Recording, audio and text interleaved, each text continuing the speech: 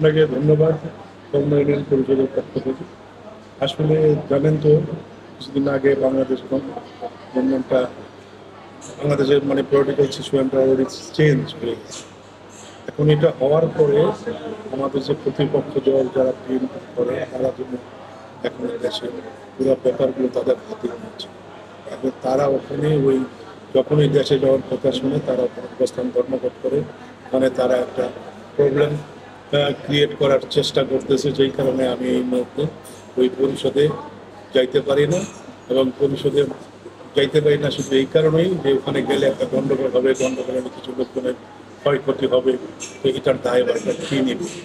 এবং স্পেশালি এখন পর্যন্ত পুলিশ প্রশাসন ঠিকমতো বসে নাই, যে যারা ঠিকমতো প্রোটেক্ট করবে করবে, সেই পরিস্থিতিও কিন্তু এখন পর্যন্ত।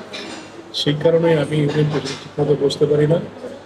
আর ইউনিয়ন পরিষদের যে কর্মকাণ্ডগুলি এগুলি আমি কনস্ট্যান্টলি চালাই যেতেছি। আমি কোনো না কোনোভাবে দেশে যাই বা বিভিন্নভাবেই আমি আমার ইউনিয়ন পরিষদের কাজগুলো পুরোপুরিভাবে আমি এখানে আমার কোনো সমস্যা নয়। শুধু একটা জায়গায় সমস্যা, সেটা হলো বিচার ব্যবস্থাগুলো, বিচার কার্যক্রমগুলি আমি ঠিক মতো করতে পারছি। আমি স্বতন্ত্র প্রতীক, আনারসের প্রতীক থেকে আমি নির্বাচন করেছি, কিন্তু সেটা তাদের কাছে ওইটা কোনো মূল্যায়ন নাই। মূল্যায়ন ওই চেয়ারম্যান পরিষদে আসতে পারবে না, ওনাকে এখানে বসতে থাকবে। কী কারণে আই ডোন্ট নো।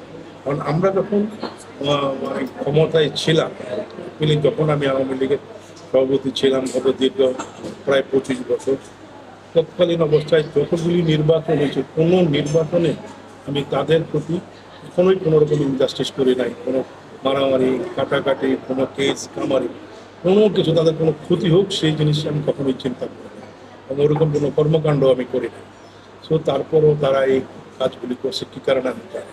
উপদেষ্টা জেলা প্রশাসন বরাবর এখন পর্যন্ত আমরা কোনো লিখিত অভিযোগ দিই নাই, বা ইউনুস সাহেবের সাথে সবসময় আমাদের অ্যাকচুয়ালি লোকাল মেইন গার্ডিয়ান যিনি, উনি হচ্ছে ইউনুস সাহেব।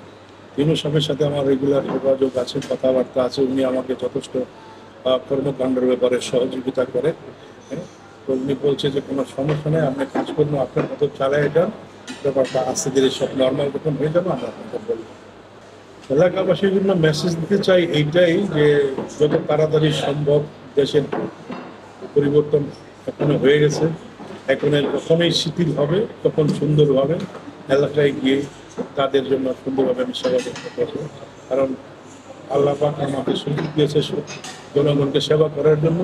সেবা সুন্দরভাবে দিয়ে আসছি, ভবিষ্যতেও দিয়ে যাবো ইনশাআল্লাহ।